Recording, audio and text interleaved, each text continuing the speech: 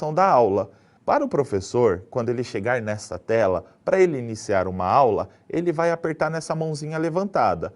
Veja, aqui é clicando em desejo participar ao vivo do canal. Para o aluno, clicando nessa parte, o professor simplesmente vai receber um alertazinho para mostrar para ele o seguinte: olha, o seu aluno deseja fazer uma aula colaborativa com você. Isso significa que o seu aluno quer participar da aula ali durante. E para o professor, quando ele clicar aqui, quero entrar ao vivo, a aula iniciará automaticamente ao vivo para os alunos que já estão dentro do canal. Clicando aqui em quero entrar ao vivo, veja, iniciou automaticamente. Agora, se fosse o aluno apertando esse botãozinho, apareceria aqui que o aluno X gostaria de participar e colaborar aqui com o professor. Para fechar a transmissão, é simplesmente clicar de novo na mãozinha, ele encerrou aqui a transmissão online. É importante perceber que mesmo após a aula, o chat, aqui neste caso, ele continua em andamento. Ou seja, os alunos estão lá conversando mesmo após as aulas.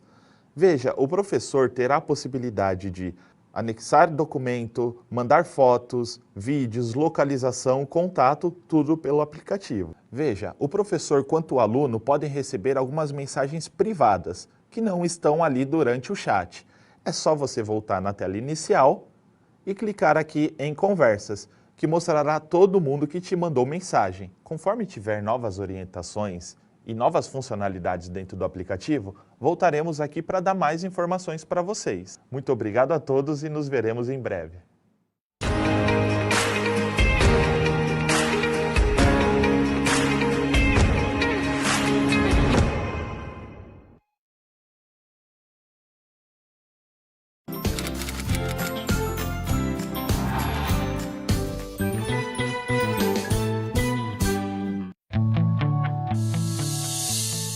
O programa a seguir é livre para todos os públicos.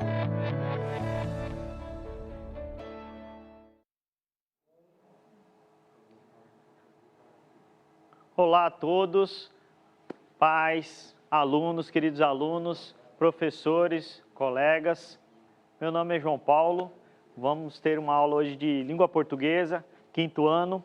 Tudo bem aí? Vamos lá? Hoje a gente vai trabalhar uma história, tá, pessoal?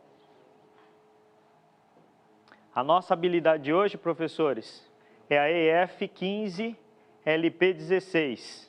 Trata do quê? Ler e compreender em colaboração com os colegas e com a ajuda do professor, textos do campo artístico literário, contos populares, de fadas acumulativos, de assombração, entre outros. Nosso conteúdo hoje, compreensão e leitura. Pessoal, para vocês aí, vamos ver se vocês descobrem aí. Um gênero que trata morcego, bruxa, sala escura. Que gênero que é esse, turma do 5º ano? Do que trata isso aí? Vamos lá. Já estão colocando aí terror, isso, Tainá. Terror, medo, mistério, isso aí, pessoal. Daniele, Gabriele, Matheus. Muito bem. Então, o nosso texto de hoje vai tratar um pouco sobre isso aí. Vocês gostam muito desse tipo de conteúdo e tipo de gênero, não é isso? Só que nosso texto hoje, pessoal, ele é um pouco longo. Eu peço que vocês prestem muita atenção, anotem, peguem o caderno de vocês aí, suas anotações, anotem as palavras que vocês acharem estranhas aí, para depois estar procurando no dicionário, a gente mesmo estar discutindo, tá? Vamos lá para o nosso texto? O título é Entrando no Quarto Misterioso. A chave que abre a porta daquele cômodo, sempre fechada, construída atrás da despensa, ao lado de velhos barris de carvalho. É pesada e feita numa mistura de cobre com alguma outra coisa. Tem aquele tom esverdeado e a gente chama na roça de zinabre. Conta-se que antes de o sítio de meus avós existir, havia um casebre erguido sobre um lamaçal. Quando meu avô construiu a casa no local em que se erguia a tapera, havia um pequeno cômodo que resistia ao tempo. Estaria vazio se não fosse a ruína de um antigo tear para fiar algodão. O tear original sumiu, contou-me Bá, certo dia. Daí, minha falecida bisavó comprou um tear novo e começou a trabalhar no mesmo local em que encontrou o tear antigo. Daqui em diante fica uma lacuna. Muito tempo atrás, as pessoas não tinham costume de registrar os acontecimentos como fazemos atualmente e, por isso, sentimos que o quebra-cabeças do passado fica sem algumas peças importantes. Porque aquele casebre não foi demolido de todo e porque foi conservado um pedaço do mesmo no corpo da casa do sítio? Ninguém nunca soube explicar isso. E o que ouvi dizer é que o quartinho de taipa original é hoje aquele quarto fechado que vou abrir esta noite. Todos dormem nos quartos que ficam além da salona. E tenho olhos que me espreitam. Devem ser apenas de almas boas que vagueiam próximas às janelas que dão para o quintal. Nem o gato Eurípides está me acompanhando. Estou sossegado para colocar a chave na tranca. Por que será tão gostoso abrir portas, ver o que há do outro lado das coisas? Você já fez isso? Já olhou pelo buraco da fechadura para ver alguém tomando banho? Estou com muito medo agora e para não despertar ninguém, uso minha lanterna de bolso, faço 2 voltas com a mágica chave, tlac, tlac. Foram sons da fechadura de ferro. Um tanto decepcionado, entro em um cômodo aparentemente normal, apesar de escuro, quase absoluto. Sinto o cheiro de lugar fechado. E com ar parado, fecho a porta. Procuro acendedor, encontro um daqueles bem antigos, dependurado por um fio preto que desce do teto, e a gente aperta o interruptor. Com um clique, tem uma luz elétrica. Que bom! Vou começar a investigar. Vejo uma sala ampla. Não imaginava que fosse tão grande assim. Do lado de fora parecia minúscula. Sobre mim há muitas teias de aranha. Ao lado, mais teias, descendo do teto, ao chão, formando um chale grotesco. As aranhas, contudo, parecem estar dormindo. Não há uma só para eu elogiar o trabalho de fiação. Do que eu tenho medo agora? Tenho medo da velha de um olho só, que minha tia Clara me falou? De morcegos não tenho medo, não. Há um bem em cima, um bem acima de mim, que deve ser parente do morcego Eugênio, da casa de minhas 3 tias tricoteiras. No forro de palhinha trançada, há um buraco que deve servir de entrada para que muitos bichos da noite se abriguem. No centro do cômodo, vejo um tear enorme, lindo, se bem que empoeirado, mas com os fios ainda esticados. Em meu costumeiro caderno de anotações, o caderno dos segredos misteriosos, que sempre trago comigo por toda parte. Fiz pesquisa sobre o tear de roca. Para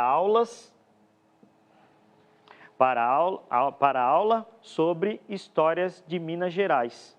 Vou aproveitar a luz que acendi para ler algumas partes para você. O tear era uma peça muito importante para os habitantes do sul de Minas e ainda é em cidades que vivem basicamente de artesanato da fiação. A roca é um instrumento menor para tecer. Tem um pedal, um fuso, que é aquilo que espetou a bela adormecida, antes de ela adormecer, é claro, nos contos de fadas. Quando comecei a ler, percebi que eu era analfabeto de tear. Vou explicar.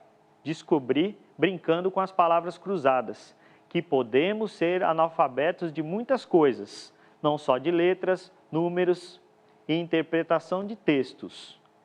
Quem não sabe pintar é meio analfabeto de pintura. Quem não tem educação é analfabeto de boas maneiras. Assim, quem não sabe o que é um tear e nada entende de fiação, realmente é um analfabeto no ramo. Angustiado com essa história dos analfabetismos que nos rodeiam, tratei de entender um pouco mais sobre um tear e uma roca. Arrumei o desenho de um tear antigo e escrevi o nome das partes para você entender melhor. Veja o desenho e acompanhe a minha explicação.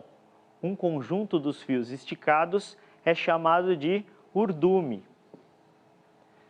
Quando há vários conjuntos de fios esticados, chamamos de trama. Palavra legal, pois também dizemos assim: a trama do filme de suspense é muito bacana. É que a vida é um tear. Temos nossos fios também, não é? E temos ainda as tramas, e os tecidos, e os textos. Mas voltemos da filosofia, esse tear que você está vendo no desenho é chamado tear de pedal. Os fios trabalhados podem ser em algodão cru, tingidos ou não. Na trama, eles são passados no sentido transversal do tear com auxílio de uma agulha chamado navete. A trama é passada entre os fios da urdidura por uma abertura entre os fios ímpares e pares, denominada cala. Alguns teares também precisam de um pente, mas não é aquele de cabelo. Um pente é um objeto que permite levantar e abaixar alternadamente os fios da urdidura para liberar a abertura da cala e a passagem da trama. Entendeu? Parece meio complicado, mas não é. Agora, veja uma roca no outro desenho que fiz. Ela é um instrumento usado para a manufatura de fios artesanais, por fiação manual. Com a roca podemos fiar fibras de origem animal, lã de carneiro e de cabra, por exemplo, vegetal, algodão, linho, rami, juta e até sintética, descoberta mais recente. Vovó sempre diz: cada roca com seu fuso. É um velho ditado, ou seja, cada um na sua. Tudo isso faz parte da pesquisa que fiz. Você percebeu esse piscar? Acho que a lâmpada vai queimar, mas está piscando sem parar. Deixe-me investigar melhor. Ao lado do tear está a roca, mas quebrada. Que pena. Além de muitos sacos de fios e lãs ainda não fiadas, gostaria de entender melhor como a roca funciona. Que surpresa!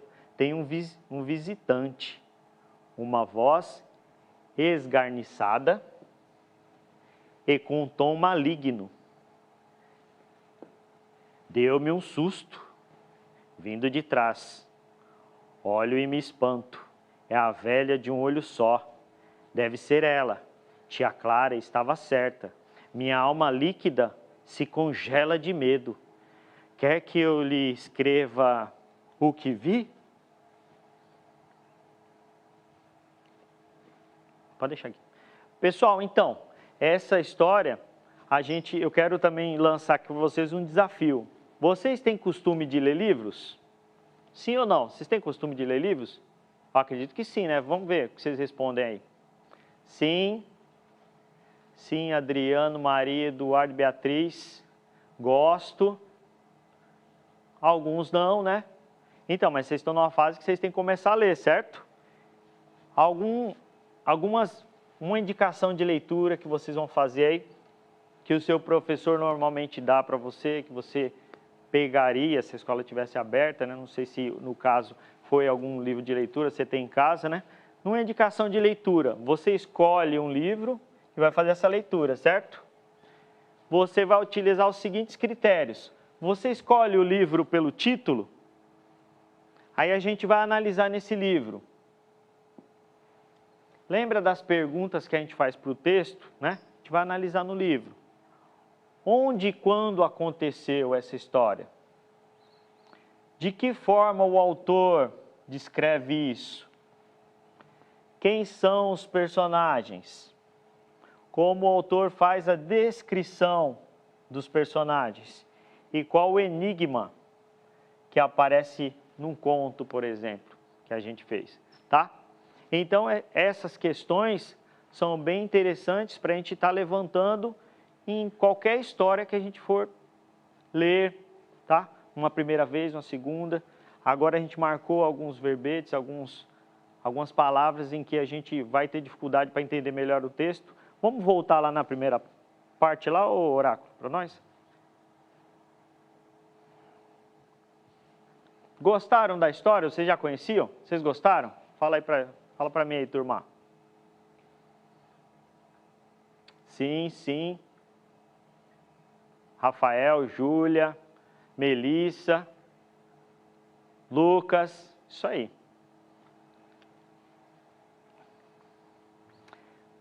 Que ideia que a gente tem? A gente já conhece a história, né? Quando a gente tem um título desse, né? Ó, entrando no quarto escuro, num quarto misterioso. Já é um título que causa medo? Ontem, vários de vocês falaram que tinha medo do escuro, né? O escuro já causa um certo medo, certo suspense, não é verdade? E essa máxima aí, ela está ligada aos filmes de terror, aos contos de assombração, certo? Então, o título aqui é interessante, ele já chama atenção, né? Essa é a primeira parte? A primeira? Travou? Deixa eu ver se vai aqui, peraí. Tá.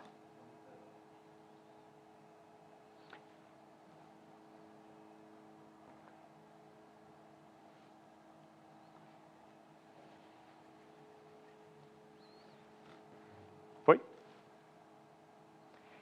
Então a gente vai continuar com esse texto aí de assombração, né? Quem é a personagem principal aí desse texto, pessoal? Coloca para mim aí. Vocês pegaram a personagem principal, anotaram? Quem é o personagem principal? Hã?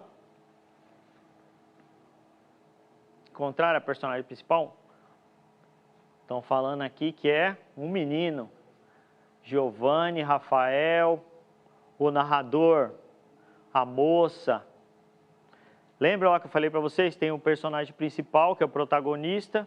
Tem os personagens secundários, tem o antagonista em algumas histórias, que é o que vai contra o personagem principal, que normalmente é o vilão, certo? Então a nossa história começa aqui, né? A chave que abre a porta daquele cômodo sempre fechado, construída, E aí a gente chega nesse termo aqui, zinabre, né? Alguém poderia me falar o que é zinabre aí? Vocês sabem esse termo, o que é isso aí? Sabe? Zinabre. Está ligado à ferrugem. Tem alguma associação? Né? Ó, quando a gente começa aqui, ó, ele dá uma dica, um tom esverdeado. Ele dá uma descrição aí para a gente.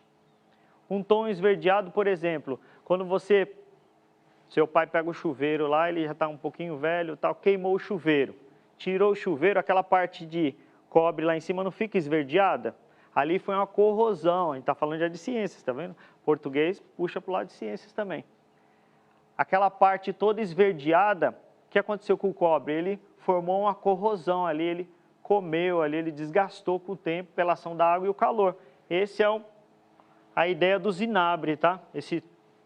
Esse tom esverdeado. Vamos lá, turma. E casebre? Essa tá fácil, né? Essa daí. O que é o casebre? Uma casa grande ou uma casa pequena? Hã? É uma casa. Muito bem, Patrícia. Casa velha. Opa! Casa pequena. Isso aí. Muito bem. David, Gabriel, Matheus. Joia. E erguida em cima de onde? Era um terreno estável ou instável? Um lamaçal é um terreno que tem lama, né? Um terreno instável, tá? Quando meu avô construiu a casa no local em que se erguia a tapera. Alguém me responde aí o que é tapera? Hã? Essa eu não vou falar não, vou deixar para vocês pesquisarem agora, tá? Tem que deixar um desafio para o aluno também. Tá tudo mastigadinho, fica fácil, né, turma? Essa vocês vão pesquisar, tá? Estaria vazio, não fosse a ruína de um antigo tear. E ruína? Vamos lá, pessoal, vocês estão com frio aí, não é possível, tá muito devagar esse chat hoje aí. Ruína. Ruína o que que é? Hã? É uma casa, respondeu o Bruno, uma casa velha, em destruição, Kathleen. Que mais? Velha. Casa velha, né? É, uma casa já destruída, em destruição, alguma coisa assim mesmo. Muito bem. Próximo. Aí a gente fica aqui na lacuna. A lacuna é um pequeno quê? Um pequeno espaço, tá? Daqui em diante fica uma lacuna, um espaço bem estreito, tá? E a gente vem aqui o quartinho de taipa. Taipa fica para vocês pesquisarem também, tá? Eu acho que vocês já ouviram falar dela. Próxima. Todos dormem e ficam em uma salona, uma sala grande. Tenho olhos que me espreitam, que estão me observando, tá?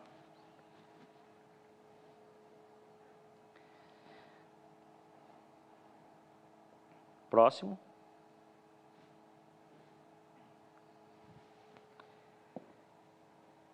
Entrou as personagens aí também, 3 tias tricotadeiras. Tricotadeiras tá ligado ao quê, pessoal? Que tipo de arte que é essa daí?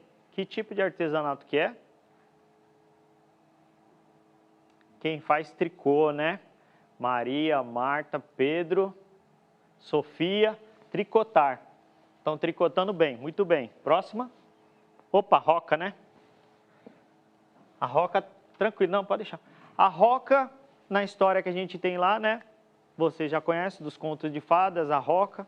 Machucou o dedinho na roca e adormeceu lá a mocinha, certo? Fuso. Fuso, o mesmo que parafuso, tá, pessoal? Parafuso, rosca, é um fuso, que fazia parte dessa máquina aí. Próximo. Urdume. Eu vou deixar para vocês pesquisarem também, lição de casa. Próximo.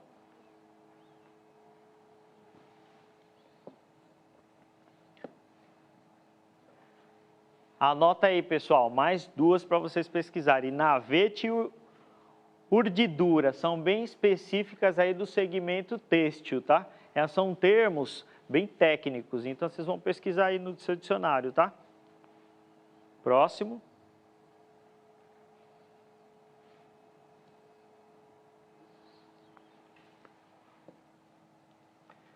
Voz esgarniçada. É uma voz que ela tem um tom bem diferenciado, é a voz de monstro, de velho, a vozinha esgarniçada, entendeu?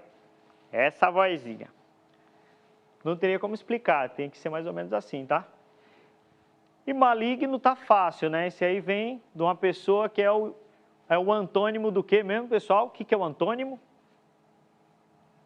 O antônimo é o... Qual o antônimo de maligno? Hã? É mal, né? O maligno é o mal, isso. Qual o antônimo de maligno? O que é o antônimo? Quero que você me responda agora o antônimo. Vamos lá? Bom, bem, isso aí, turma.